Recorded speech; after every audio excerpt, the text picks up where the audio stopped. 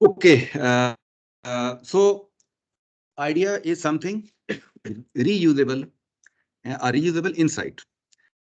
So you need to figure out what is your idea and make certain that reader is no doubt about the idea is. इसको हम थोड़ा और आगे discuss करेंगे कैसे हमने चलना है. So you should be 100% explicit. जब आप आइडिया कन्वे कर रहे हैं तो उसकी पूरा सेंटेंस मुझे पाना चाहिए पेपर में. For example the main idea of this paper is dot dot dot, या आप कहते हैं जी in this section we present the main idea और main contribution of the paper. तो इस तरह का एक 5 लाइन सेंटेंस आपके पेपर में होना चाहिए.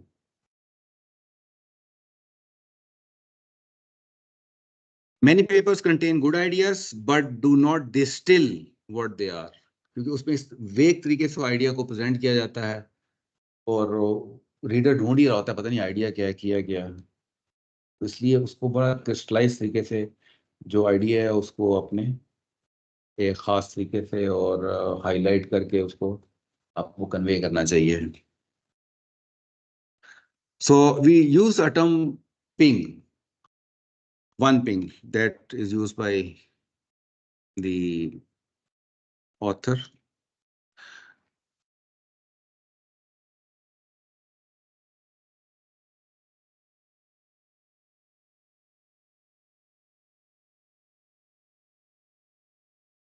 Your paper should have just one ping. Ping का क्या मतलब? One clear and sharp idea. अगर आपके पास 2 ideas हैं, you should write 2 papers. If you have 3 ideas, you should write 3 papers. एक आइडिया पे एक पेपर होना चाहिए. 2 आइडिया एक पेपर में नहीं घुसाने आपने. ठीक हो गया? और उसी आइडिया को इतना डिटेल में चले जाएं. आइडिया है क्या लेकिन उसको इतनी डिटेल में चले जाएं कि maybe by putting some examples, various case studies, जो कुछ भी है, लेकिन आपका पेपर में एक ही आइडिया होना चाहिए. ये एक चीज आपने ध्यान में रखनी है. Read your paper again. Can you here the ping? आप ऑब्वियसली बार बार पेपर पढ़ते हैं, अपना रिफाइन करते हैं, हर आइट्रेशन में वो रिफाइन हो रहा होता है आपका पेपर. लेकिन जब आप उसको रीड थ्रू कर रहे हैं तो आपको ये एक पिंग आपको फील होनी चाहिए कि हाँ इसमें एक आइडिया और it has been mentioned or depicted forcefully. You may not know exactly what the ping is when you start writing, but you must know when you finish. Initially क्योंकि आपका जनरली होता है आइडिया वेग होता है और वो पेपर राइटिंग के दौरान ही आपका आइडिया रिफाइन हो रहा होता है. लेकिन तो जब आपका पेपर फिनिश होता है तो उस वक्त आपका एक ये बहुत आपको क्लियर अंडरस्टैंडिंग हो जाती है कि मैंने क्या लिखा है और मैं क्या कन्वे करने जा रहा हूँ. If you have lots of ideas, write lots of papers. अच्छा जी, पर्पज ऑफ योर पेपर. अब ये पेपर क्योंकि पेपर्स में होता है आइडिया, रिसर्च आइडिया देना होता है. सच पेपर इसीलिए हम कहते हैं such paper conveys the idea. Such paper is not describing some your systems. ठीक है, वो इस किस्म की चीज होती है वो आप एक्सपीरियंस रिपोर्ट करके. सच कॉन्फ्रेंसेस में काफी सारे ट्रैक होते हैं, उनमें एक्सपीरियंस रिपोर्ट के भी ट्रैक्स होते हैं, वाइट पेपर्स के ट्रैक्स होते हैं. तो जो इस किस्म के ट्रैक्स होते हैं उनमें आप अपने एक्सपीरियंस करते हैं जी हमने एक सिस्टम बनाया था, मैं ये हमारा ये एक्सपीरियंस था, सिस्टम इस तरह का था उस तरह का था. जब जब हम रिसर्च पेपर की बात करते हैं तो वो उससे डिफरेंट होता है आपके बाकी ट्रैक्स से. इसमें बुनियादी चीज आइडिया होता है. बुनियादी चीज जो रिसर्च पेपर में होती है वो आइडिया होता है, not some explanation of your existing system के जी हमने उस सिस्टम में हमारा किया तो हमें ये इश्यूज आए, ऐसे हुआ वैसे हुआ. इस टाइप की चीज नहीं होती सही पेपर में. बुनियादी फर्क इसमें ये होता है your reader doesn't have X Y Z. उस आप रीडर के पास वो सिस्टम नहीं है, इसका मतलब है वो परहैप्स वो उसको उस चीज को वो रीयूज नहीं कर सकेगा. She is primarily interested in a reusable brain stuff. तो आइडिया की जो हमने डेफिनेशन देखी है कि it is reusable brain stuff. तो यूजर ये चीज देख रहा होता है कि उसके पास कोई रीयूजेबल ब्रेन स्टफ कोई आपने कन्वे किया कि नहीं किया. Now how what should be the narrative flow of your paper. आपको किस तरीके से नैरेटिव को बिल्ड करना चाहिए। सबसे पहले आपने बताना है जी हियर इज द प्रॉब्लम, अपने प्रॉब्लम को बताना है कि जी ये प्रॉब्लम है। फिर आपने बताना है कि ये प्रॉब्लम इंटरेस्टिंग क्यों है, इस काबिल क्यों है कि मैं इस प्रॉब्लम को सॉल्व करना चाह रहा हूँ, क्यों इस काबिल है, और क्यों इस काबिल है कि मैंने ऐसा पेपर लिखा है और मैंने अभी आपको रिव्यू के लिए भेजा है। तो इसका मतलब है कि आपने उस प्रॉब्लम्स की इम्पोर्टेंस को भी उसके बाद हाईलाइट करना है। Then you have to convey that it is an unresolved problem. ये problem obviously with some literatures के जी खिलाफ, ये गैप जो गैप की चीज होती है वो फिर गैप वाला जो कॉन्सेप्ट होता है यहाँ आके फिट हो रहा होता है, क्योंकि आपने बेसिकली कन्वे क्या करना होता है, असल कन्वे ये होना कि ये गैप है और ये problem is unsolved up till now. जब आप ये चीजें अगर आपने सिस्टमेटिकली कन्वे कर दी तो ऑब्वियसली जो रीडर है वो क्या सोचेगा, I wish I knew how to solve that. ठीक है, अब आपने इंटरेस्टिंग और अच्छे तरीके से उसको कन्वे किया है कि वाकई ये प्रॉब्लम बहुत इंटरेस्टिंग है, वो उनको इंटरेस्ट आया वाकई ये प्रॉब्लम तो सॉल्व होनी चाहिए, तो ऑब्वियसली उसके ज़हन में आएगा फौरन यार I wish I knew how to solve this problem. फिर आपने बताना है जी here is my idea. Idea को आप आमतौर से ये होता है कि एक एग्जाम्पल्स के थ्रू, छोटी सी एग्जाम्पल जो कि आसान एग्जाम्पल हो, जो कि आसानी से समझ आ जाए, उसके जरिए आप आइडिया को अपना कन्वे करते हैं। और हो सकता है आप उसमें कम्प्लेक्सिटी बेतहाशा हो, वो फिर आप डिटेल वर्क में आप फिर उसके बाद बताते हैं जी।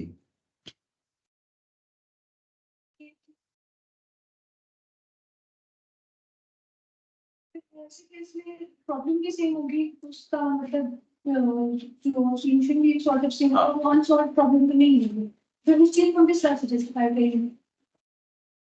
आंसर वो गैप से निकालेंगे ना, आपको जो मैंने एग्जांपल आपको बताई थी कि किसी पेपर से आपने ड्राइव करेंगे तो फिर आप पेपर ने कोई फीचर वर्क दिया होगा ना आपको कि जी हमने यहाँ तक जो काम किया था लेकिन ये वाला काम आप नहीं कर सकते, हमारे ख्याल में फ्यूचर में काम हो सकता है। तो वो जो आपका अनसॉल्व प्रॉब्लम का जो वो आप उसके फ्यूचर वर्क से पेपर के फ्यूचर वर्क से बिल्ड करेंगे, ये अनसॉल्व प्रॉब्लम है। यानी आप ऑब्वियसली फ्यूचर वर्क से इसीलिए लिखा हुआ है कि काम नहीं होगा, वो अपने पहले ऑब्वियसली सर्च करके देखना है कि फ्यूचर पर दिया तो काम हुआ वो नहीं है।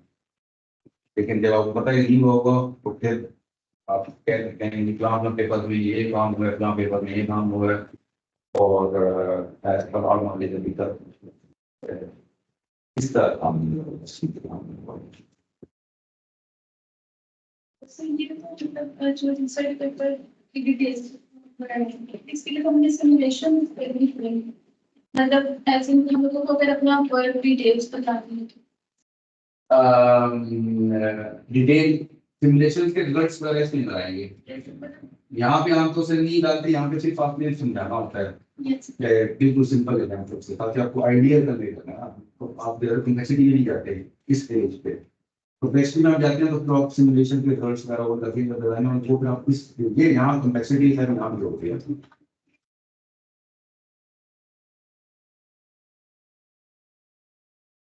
आई डिटेल आपने पॉइंट देने पहले अपनी आइडिया कन्वे करने हैं, बिल्कुल सिंपल टर्म है। ठीक है, आपने रिजल्ट डालने में एक आधा सिमुलेशन रिजल्ट डाल सकते हैं आइडिया करने से, जो भी कोई आसान सिंपल एग्जांपल दे दो, डिपेंड करेगा किस एरिया में आप करेंगे। और लेकिन निटिग्रिटी में जब आप जाएंगे तो उसके बाद जाएंगे आप, क्योंकि रिक्वायरमेंट ये होती है कि आपने आपका जो आपका सोल्यूशन होता है ना, इट शुड बी जनरलाइजेबल। ये इंपॉर्टेंट चीज है। वजह यह है कि आपने फॉर एग्जांपल एक सिंपल के एग्जांपल के जरिए आपने बता दिया है कि ये आइडिया मिला है, लेकिन फौरन जो रीडर है उसके दिमाग में जाएगा कि क्या ये जो इसमें एग्जांपल ये हो सकता है ये सिर्फ इसी एग्जांपल पे एप्लीकेबल हो और कहीं एप्लीकेबल ही ना हो। आपने ये प्रूव करना होता है ड्यूरिंग योर रिसर्च कि आपका जो आइडिया है इट इज जनरलाइजेबल, यानी ये बहुत सी डिफरेंट सिचुएशन में एप्लीकेबल है। एप्लीकेबल होगा तो फिर वो इंटरेस्टिंग हो सकता है रिसर्च रीडर के लिए, क्योंकि वो अपनी सिचुएशन में तभी वो इस्तेमाल कर सकता है। तो आपने वैलिडेशन के प्रोसेस में ये चीज प्रूव करनी होती है कि वो जो आइडिया है आपका वो डिफरेंट सिचुएशंस में तो उसका जो डोमेन है या उसके जो डिफरेंट एरियाज में यूज किया जा सकता है, वो चीज आपने प्रूव करनी होती है। फिर इस सेक्शन में जहाँ पे आपकी कॉम्प्लेक्सिटी और डिटेल सारी आती है, अल्टीमेटली आपने उसको प्रूव करना है कि जी ये मेरा आइडिया, ये सिर्फ ये नहीं कि छोटी सी एक खास पर्टिकुलर सिचुएशन में एप्लीकेबल है, वो आपने वो चीज फिर आपकी डिटेल में एक्सप्लेन करनी होती है। Here is how my idea compares to other people's approaches. अब obviously अगर आप दूसरे लोगों के साथ अपने आइडिया को कंपेयर नहीं करेंगे तो रीडर के नहीं आएगा कि ये बात तो कर रहा है, ठीक कर रहा है, लेकिन किसी और ने काम किया वो इसे बेहतर किया, वो फौरन ये सब दिमाग में क्वेश्चन आते हैं, होता है इससे बेहतर नहीं किया क्या हो। इसलिए आपको दूसरों के साथ कंपेयर करना पड़ता है विच कम्स अंडर रिलेटेड। पर यदि आप अपने आइडिया को नहीं करके वैलिडेशन का पार्ट ही है कि आप अपने काम को फिर दूसरों के साथ कंपेयर करते हैं, बताते हैं कि दूसरे ने काम ऐसे किया, उसको ये चीज स्ट्रेंथ थी, मेरे वाले में ये स्ट्रेंथ है, उसमें ये वीकनेस थी, मेरे में ये वीकनेस है। आपने किसी ना किसी तरीके से कोई मैकेनिज्म लगा के आपने दूसरों के साथ अपने काम को कंपेयर करना हो।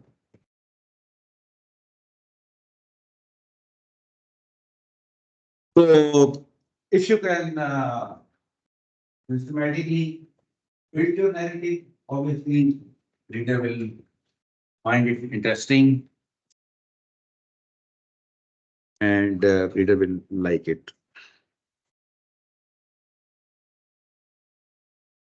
अच्छा जी, कॉन्फ्रेंस पेपर को हम थोड़ा सा डिस्कस कर लेते हैं। अगर कॉन्फ्रेंस पेपर को लिखना हो तो या कोई भी पेपर लिखना होता है तो एक तो हम स्ट्रक्चर इसमें डिस्कस करेंगे और साथ होता क्या है जब आप कॉन्फ्रेंस पेपर, क्योंकि आपका वेबसाइट पे पड़ा हुआ है बेताशा करोड़ों पेपर्स पड़े हुए हैं, तो कैसे आपने अटेंशन कैसे ग्रैब करनी है किसी रीडर की कि वो आप ही का पेपर पढ़े या आपको ज्यादा से ज्यादा रीडरशिप मिले उसकी। तो इसलिए एक जो बिहेवियर है रीडर का वो थोड़ा सा कन्वे किया गया इसके अंदर कि फॉर एग्जाम्पल अगर आपका टाइटल 1000 रीडर्स ने रीड किया है तो आप कुछ टाइटल पढ़ेंगे और स्किप कर देंगे, ठीक है टाइटल इंटरेस्टिंग नहीं है। कुछ होंगे उनको इंटरेस्टिंग लगेगा, टाइटल अपने काम से रेलिवेंट रहेगा तो आगे आएंगे, एब्स्ट्रैक्ट को पढ़ेंगे। तो एब्स्ट्रैक्ट जल्दी जो कॉन्फ्रेंस पेपर में लिखते हैं हम, it is based on 4 sentence. मैं आगे डिस्कस करूंगा 4 सेंटेंस किस तरह के मुझे। और अगर 1000 लोगों ने टाइटल पढ़ा है ना तो हो सकता है 200 ही लोग आएंगे जो आपका एब्स्ट्रैक्ट आगे पढ़ेंगे, बाकी 800 टाइटल देख लो स्किप कर जाएंगे। ठीक है, तो अब टाइटल भी अच्छा होगा तो आप ज्यादा लोग एब्स्ट्रैक्ट पे लेके आ सकेंगे। अगर टाइटल ही आपको दिखता है नहीं वो चमक नहीं है, सारी जुबान में चमक नहीं है, उसमें कोई इंटरेस्टिंग उसमें टीम नहीं है तो लोग आगे कम आएंगे। एब्स्ट्रैक्ट में 4 सेंटेंस में ये बहुत सोच विचार करके बड़ी अच्छे तरीके से लिखने होते हैं और एक मोस्ट लाइकली हो सकता है 200 रीडर्स आपका एब्स्ट्रैक्ट पढ़ेंगे। तो अगर उनको एब्स्ट्रैक्ट अच्छा लगेगा, रेलिवेंट लगेगा तो then they will move on to your introduction. और तकरीबन जिन्होंने एब्स्ट्रैक्ट पढ़ा है तो 50% हो सकता है उसमें से आपका इंट्रोडक्शन पढ़ लें। तो कॉन्फ्रेंस पेपर में जनरली इंट्रोडक्शन पेज,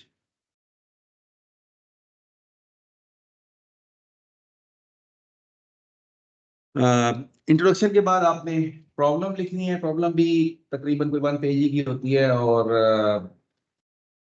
अब ये देख लें कि इंट्रोडक्शन के बाद हो सकता जस्ट 20% लोग आपका वो प्रॉब्लम को पढ़ें।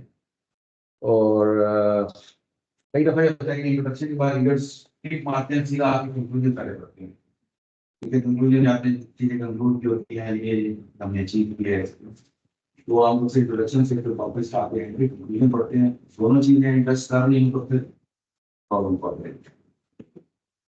जिस तरह में चल रहा है एक बंदे ने पूरा पेपर पढ़े हुए शायद आपको दिन ऐसे कह रहे हैं उनका सर जिस तरह में चल रहा है 1200 हाँ एंड तक पता चले एक ही बंदा पेपर पढ़ा और आपको 3 हाँ नहीं इस तरह नहीं, आगे चीजें चेंज होंगी। आप अगर आपका प्रॉब्लम से पढ़िए तो प्रॉब्लम को इंटरेस्टिंग लगती है, वाकई ये इंटरेस्टिंग है, जिसमें आपने बताया कि इंटरेस्टिंग अनरिजॉल्व भी है, प्रॉब्लम सॉल्व हो जाती है, बहुत फायदा होगा, इसलिए आपने कन्विंस की कि बड़ी प्रॉब्लम है। तो फिर आप क्या आइडिया को आगे देखा, और आइडिया थी कि सिंपल होना चाहिए ताकि उसमें निटी ग्रिटी कम्प्लेक्सिटी ना हो, ताकि वो थोड़ा दिमाग पे ज्यादा जोर डाले, थोड़ा ही बेसिक जो आइडिया उसको यूज समझे। ठीक है, तो उस तरह से 20% 50% ओवर आए आगे, आपकी प्रॉब्लम पढ़े, और फिर जो एक्चुअल डिटेल में जिसमें कम्प्लेक्सिटी होगी, सब कुछ होगा, वो हो सकता है कि आपके 3 रीडर्स में हो, क्योंकि एक्चुअली फिर उनको पसंद आ गया पेपर आपका, वो पसंद आएगा जो आपका, तो आपका पेपर साइड भी करेगा, आपकी साइटेशन बढ़ेगी। और रिलेटेड वर्क जो है वो आमतौर से आप देखें तो प्रॉब्लम और रिलेटेड वर्क ये थोड़ा से करीब होते हैं। जो प्रॉब्लम ये आमतौर से पड़ता है तो आगे रिलेटेड वर्क में भी देखते हैं कि ये पेपर्स कौन कौन से साइड हैं, तो क्या आप सच एरिया में काम करते हैं तो आपको पता होता है, और रिलेटेड वर्क से आइडिया हो जाता है कि तो इस रिसर्च पेपर की ओरिएंटेशन किस तरह होता है। तो रिलेटेड वर्क को अगर जल्दी से, तो आप रिलेटेड वर्क को देखते हैं जाके एंड के रेफरेंसेस में, रिलेटेड वर्क में किस यूनिवर्सिटी के पेपर डले हैं, किस रिसर्च के पेपर डले हुए हैं, किस डायरेक्शन में पेपर डले हैं। आमतौर से प्रॉब्लम और रिलेटेड वर्क को भी साथ साथ यूजर थोड़ा सा उसको स्कैन मार लेते हैं। और कंक्लूजन फ्यूचर वर्क, देखिए इसमें तकरीबन क्योंकि छोटा लिखा होता है तो आमतौर से कंक्लूजन यूजर कहता है कि मैं कंक्लूजन भी देखिए, तो आप ये देखिए इंट्रोडक्शन अगर किसी ने पढ़ा है ना, तो उसको पसंद आया इंट्रोडक्शन को, कंक्लूजन जाके देखेगा कि इस तरीके से, जो कंक्लूजन में आपने जनरली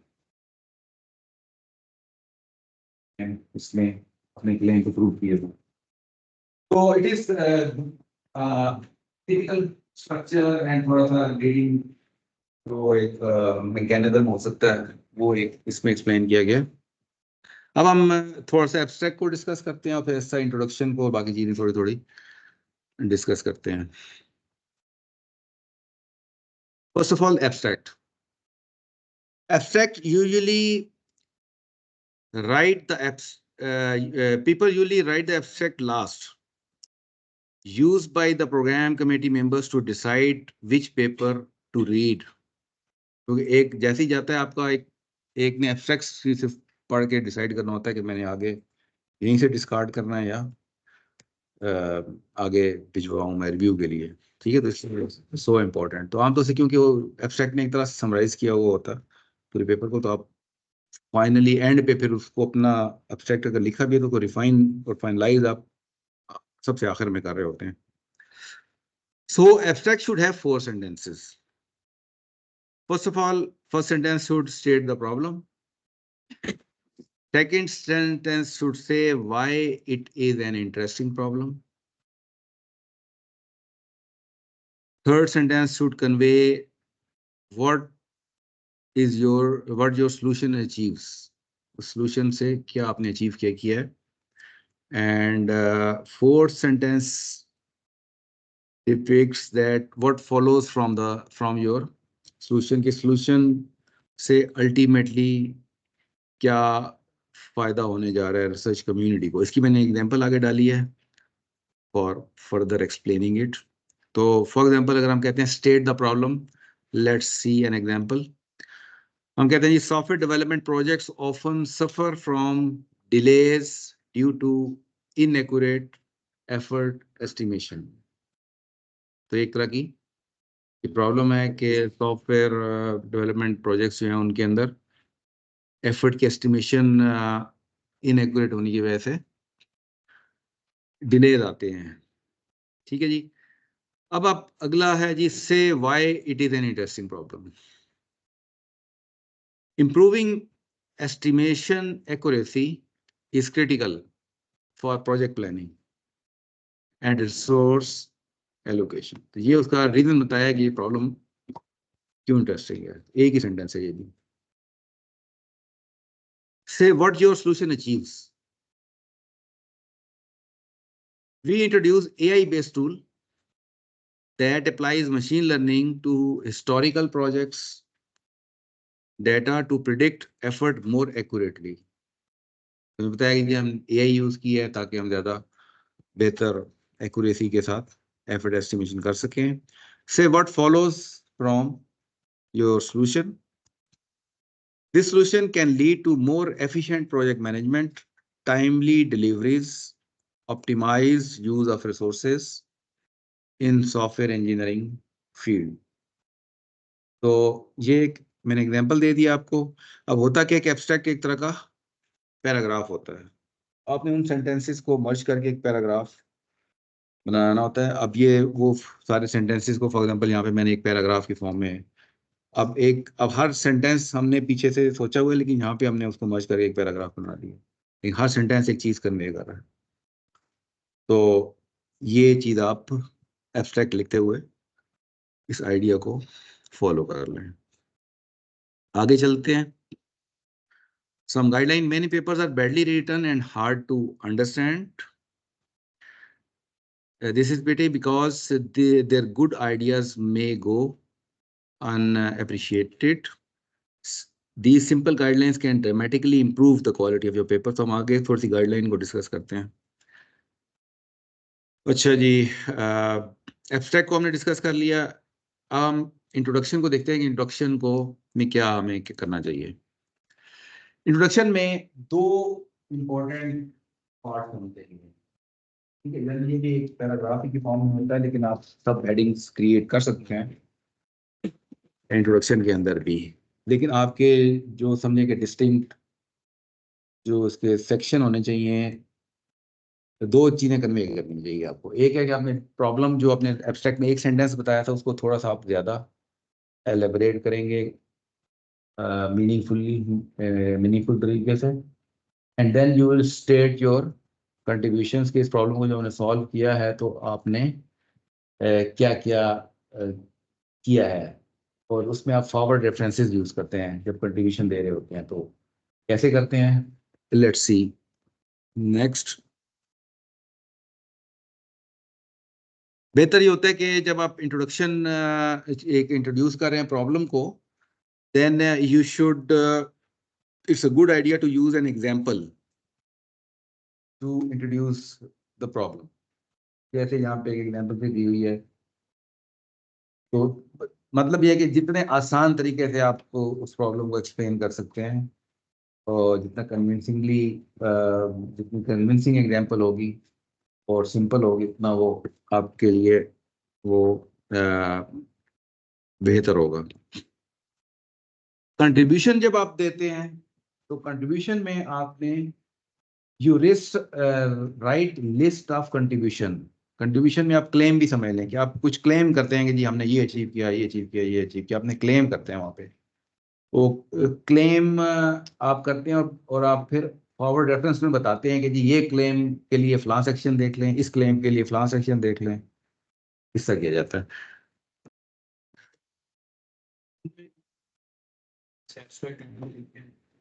तो जो इंट्रोडक्शन है इसमें क्लेम हमने बताने हैं जो कि एंड पे, ये भी इंट्रोडक्शन के एंड पे, इंट्रोडक्शन के एंड पे. हाँ, इटसेल्फ जो है कोई पेपर जब आप बाकी अपनी रिसर्च कंप्लीट कर लें उसके बाद भी, क्योंकि ये तो मॉडल बनाने के ये तो रिफाइन हो रहा होता है ना. लेकिन इंट्रोडक्शन आप लिख सकते हैं पहले. आप सिस्टमेटिकली इंट्रोडक्शन लिखें. आप एब्स्ट्रैक्ट भी लिखने में, लेकिन है कि आपको बहुत, जब आप पेपर एंड करते हैं ना तो एब्स्ट्रैक्ट आपका चेंज हो गया, कुछ का कुछ बन जाता है.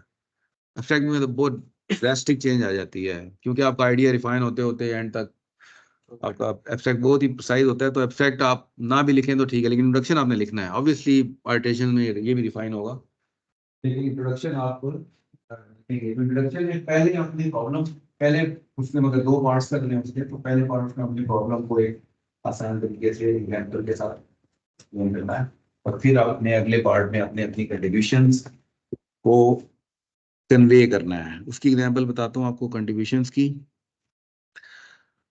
तो कंट्रीब्यूशन आपने इस तरीके से लिखनी है कि reader should be very exciting to move forward.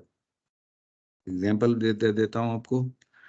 बेहतर ये होता है कि कंट्रीब्यूशंस को आप बुलेटेड लिस्ट की फॉर्म में दे दें इसके अंदर. And do not leave the reader guessing what have you done. वो गैस ना करता रहे कि आपने क्या किया है।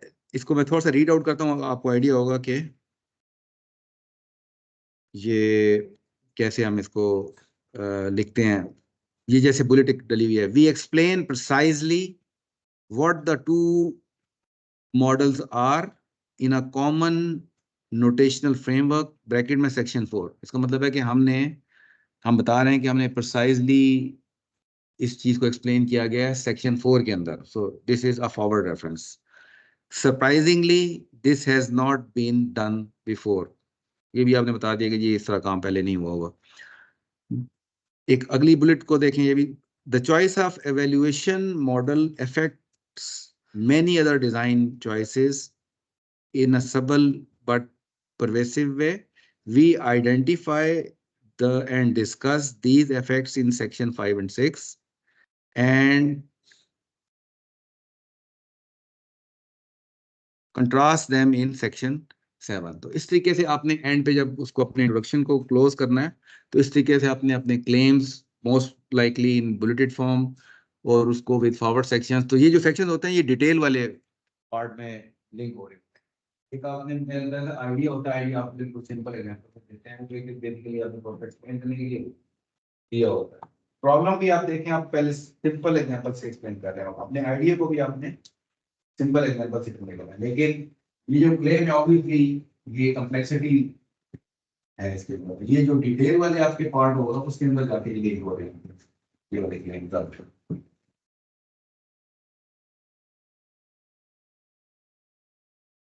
Contribution should not be vague, rather these should be tangible। इसकी एग्जांपल्स देखें आप।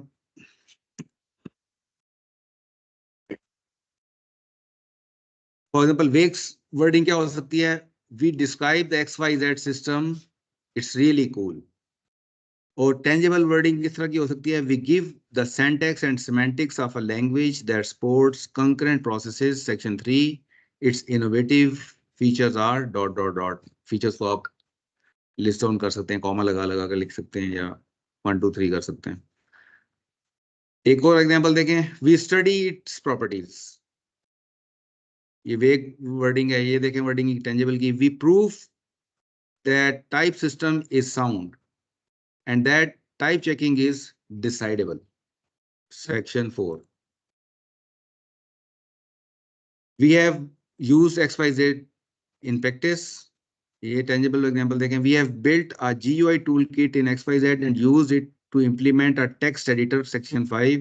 The result is half the length of the Java version. So it's a good slide to explain the difference। इस तरीके से आपकी और किस किस्म की वर्डिंग होनी चाहिए आपकी अपने जब आप कंट्रीब्यूशंस या क्लेम बता रहे होते हैं। तो अक्सर पेपर में आपको नजर आएगा लिखा होता है in rest of the paper, the rest of the paper is structured as follows: section 2 introduces the problem, section 3 does this, section 8 does this। ये आपको अक्सर नजर आएगा, but it's not a good way of doing it। जैसे आपको मैं पीछे मैंने एग्जांपल दिया है, you should use forward references from your claims, यानी क्लेम बताएं साथ रेफरेंस डालें उसका। इस तरीके से आप उसको वर्डिंग करें, इस तरह की वर्डिंग को अवॉइड करें। The introduction should survey whole paper and therefore forward reference every important part। ठीक है जी। तो इंट्रोडक्शन भी बहुत इंपॉर्टेंट होता है। अक्सर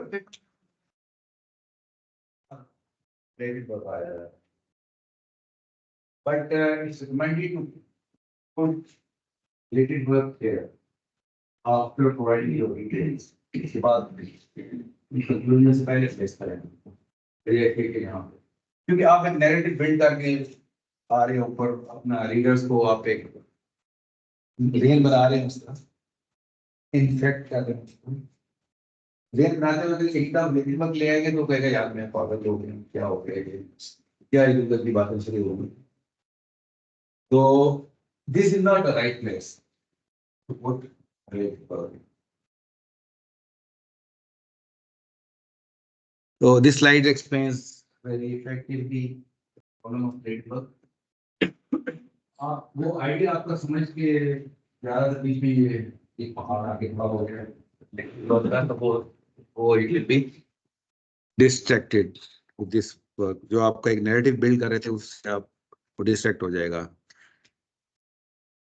फॉर एग्जाम्पल रिलेटेड वर्क की वर्डिंग आमतौर से टिपिकली इस तरह होती है जैसे ये एग्जांपल नीचे दी हुई है. We adopt the notion of transaction from Brown 1 as modified by distributed framework by White using 4 phases of interpolation algorithm 3. हम तो से जो रेट वर्क की वर्डिंग लिख रहे हैं और आइडिया तक में करते करते बीच में ऐसा लिखी आ जाएगी तो वो that will be a distraction for the reader. इसमें जो पीछे आपने स्ट्रक्चर दी है उसमें ये प्रॉब्लम है उसके लिए 1 पेज आपने सजेस्टेड दिया हुआ है. तो ये सब प्रॉब्लम अगर देखा जाए तो अमूमन हम 3 से 4 लाइन में बता सकते हैं कि ये चीज जो है वो अभी तक अनसॉल्व है या इस पे ज्यादा काम होने वाला है. तो इसके लिए पूरा पेज नहीं पेज बन जाता है क्योंकि आपने उसको अच्छे तरीके से बतानी होती है ना प्रॉब्लम. और आप जैसे मैंने बताया कि प्रॉब्लम में कोई एग्जांपल डालें, कोई एग्जांपल से एक्सप्लेन करें आप. वरना एक सेंटेंस की प्रॉब्लम तो ऑलरेडी एब्स्ट्रैक्ट में भी डाल दी हुई है आपने, लेकिन आपने एक छोटी सी एग्जांपल देनी है ताकि वो आसानी से समझाया जा सके. ये चीज है.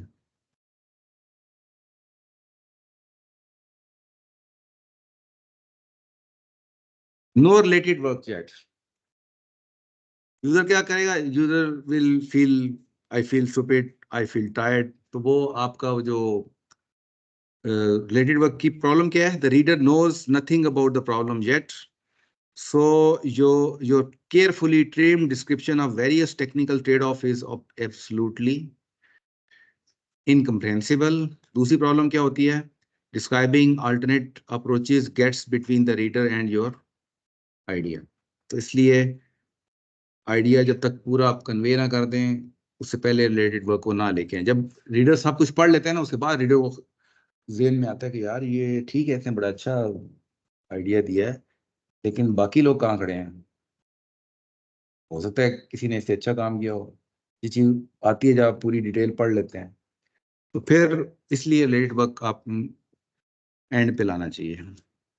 ठीक है. तो ये जैसे यहाँ पे रिलेटेड वर्क आपको शो किया कि तकरीबन ये should be before the conclusion. अच्छा जी, अब हम आ जाते हैं आइडिया पे. Presenting the idea. अब ये वर्डिंग जरा देखें. आइडिया कन्वे कर रहे हैं आप. For example consider a bifurcated semi-latus D over a hyper modulated consider suppose. मतलब आपने पूरी मैथमेटिक्स डालनी शुरू कर दी अपना आइडिया एक्सप्लेन करने में. तो this is not a recommended way. आप तो मैथमेटिक्स डाल रहे हैं अगले को इम्प्रेस करने के लिए. अगले को जब कुछ चीज़ समझ ही नहीं आएगी तो वो इम्प्रेस नहीं होगा. पहले उसको आसान एग्जाम्पल के जरिए उसको आइडिया कन्वे करें. जब उसको आइडिया एक इंट्यूशन कन्वे हो जाएगी फिर वो कम्प्लेक्सिटी को अप्रिशिएट कर सकेगा. It sounds impressive, but standard readers go to sleep. In a paper, you must provide details, but first convey the idea. आपने आइडिया पहले कन्वे करना है और आइडिया को वर्डिंग उसी तरह की होनी चाहिए as you are speaking to someone. ठीक है. We have done this, you can do this. ऐसा करके जो आपकी कन्वर्सेशनल वर्डिंग होती है वो ज्यादा और स्पेशली एक्टिव वॉइस ज्यादा पावरफुल होती है. Conveying the intuition is primary.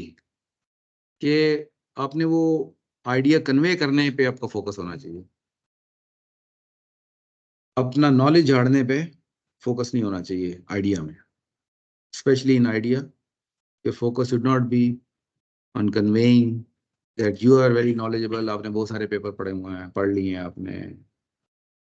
ठीक है. आपने उसका फोकस होना चाहिए कि आपने वो जो चीज़ कन्वे करनी है उसको आसान अल्फाज में वो आपने काम करना है. Once your reader has the intuition, she can follow the details. Even if she skips the details, she still gets away with something valuable. putting the reader first.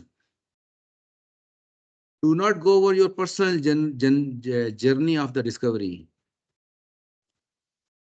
क्या मतलब हुआ इसका? This route may be soaked with your blood, but that is not interesting to the reader.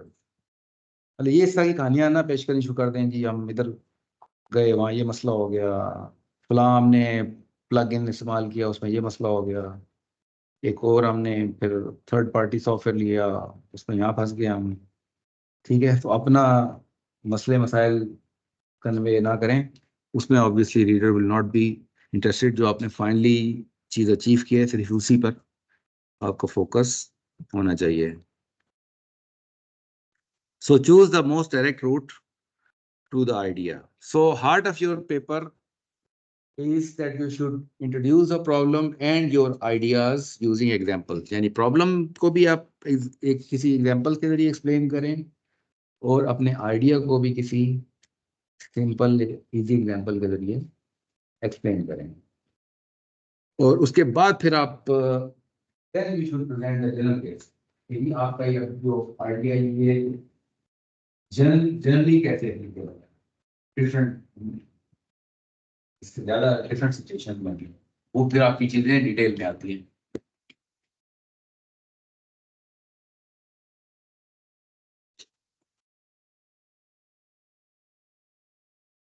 तो examples जैसे पहले बताया कि ये आपने फॉर एग्जांपल स्ट्रेट अवे आप एक एग्जांपल यूज करते हैं। अच्छा, अब डिटेल में हम आ जाते हैं कि डिटेल जो है, डिटेल में आपने एक तो ये चीज आप ध्यान रखेंगे कि आपने जो अपने इंट्रोडक्शन लिखा था उसके अंदर अपने फॉरवर्ड रेफरेंसेस जो डाले थे वो आपके जो डिटेल वाला सेक्शन होगा इसमें आके कहीं लिंक हो रहे होंगे, क्योंकि डिटेल में आपने एक्चुअली चीजें प्रूव की हुई हैं। So your introduction makes claims and the body of the paper provides evidence to support your claim. तो ये जो डिटेल है यहाँ पे आपके वो जो आपके एविडेंस होंगे वो यहाँ पे डले होंगे आपके उन क्लेम्स के जो आपने डाले हैं इंट्रोडक्शन के अंदर।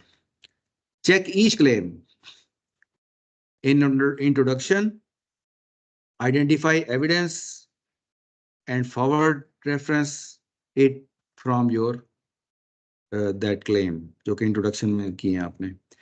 Evidence can be analysis. अब ये कि डिटेल में आप किस किस्म की चीजें डाल सकते हैं, आपकी एनालिसिस हो सकती है, उसके अंदर कंपैरिजंस हो सकते हैं, थ्योरम्स हो सकते हैं, कोई डिफरेंट मेजरमेंट्स हो सकती हैं जिसमें सिमुलेशन के रिजल्ट्स हो सकते हैं, और केस स्टडीज भी हो सकती हैं। प्योर सॉफ्टवेयर इंजीनियरिंग प्रोजेक्ट्स में आमतौर से हमें केस स्टडीज में अगर आप चले जाएं तो प्योर केस स्टडीज की बेस पे आपको एविडेंस क्रिएट करने पड़ते हैं, बिल्ड करने पड़ते हैं। अच्छा जी, तो this is some idea about the detailed section जिसमें आपने डिफरेंट एविडेंसेस डाले होंगे, और एविडेंसेस की मैंने आपको डिफरेंट एग्जांपल्स बता दिए, एनालिसिस, कंपैरिजन, थ्योरम, इस किस्म की चीज़ें आप मेरे ख्याल में ज़्यादा डिटेल में आप सर्च मेथोडोलॉजी में भी देख लेंगे। तो अब आ रहा है आपका रिलेटेड वर्क कंक्लूजन से पहले। तो देयर इज अ फैलेसी, ये बहुत इंपॉर्टेंट है। There is a fallacy to make my work look good, I have to make other people's work look bad. क्यों जी, ऐसे है? पहली दफा तो ऐसे ही सोचते हैं ना, दूसरे को जब तक बुरा नहीं साबित करेंगे तो हम कैसे हम अच्छे बनेंगे, ये तो बड़ा जरूरी है।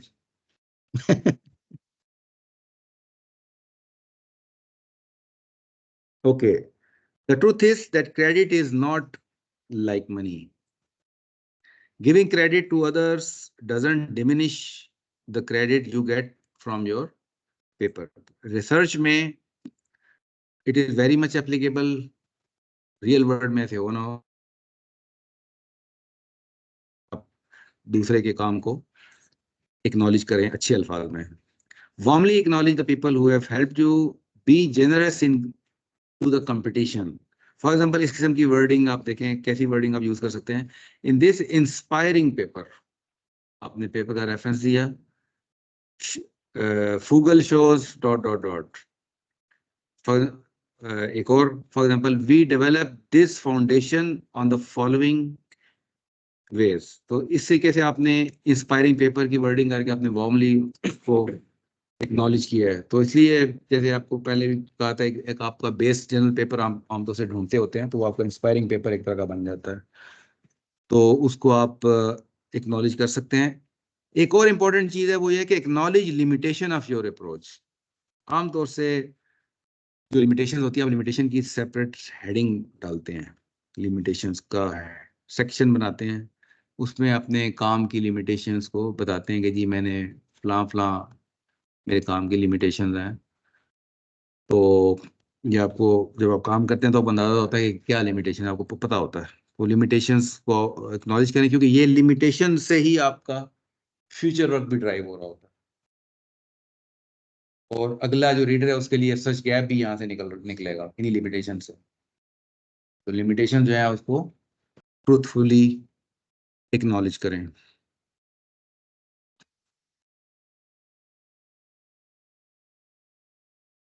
Fehling to give credit to others can kill your paper.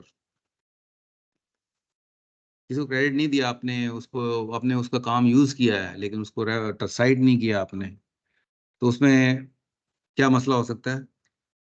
If you imply that idea is yours and referee knows it is not, then either you don't know that it is an old idea which is bad, or you know but are pretending it's yours idea, it is very bad. तो acknowledge करने का ये फायदा होता है कि वो जो रिव्यूअर है उसको ये पता होता है कि अच्छा इसने वो वाला पेपर, और फिर इसने अपना आइडिया बिल्ड किया। इसलिए भी आपको ये जो है वो एक्नॉलेज करना जरूरी होता है। ऐसा रिव्यूअर के पास चला गया जिसको ऑलरेडी पता है कि यार इस एरिया में तो ये वाला पेपर बड़ा इंपॉर्टेंट है, लैंडमार्क पेपर है, तो इसने इसको डिस्कस ही नहीं किया, और आपने तो दो इम्प्रेशन लेगा, ये दो में से कोई एक इम्प्रेशन लेगा कोई का, या तो आपको या आपकी स्टडी नहीं है, आपकी पेपर मिलेगा ही नहीं, आपकी जो भी आपको पेपर रिलेट करेगा। और अगर आप कहते हैं कि जी पता है कोई से साइड किया तो मिलता जुलता काम कर रहा है, तो इसमें पेपर भी लिखा है क्या? तो बेसिकली आइडिया उससे ये जाता है कि जी आपने इसकी जो रीडिंग है वो कम है, इसने जो जिस एरिया में काम कर रहा है, इस एरिया में इसने रिलेटेड सर्च को थॉरोली देखा हुआ नहीं है। बेसिक ये आइडिया जाता है रिव्यूअर को।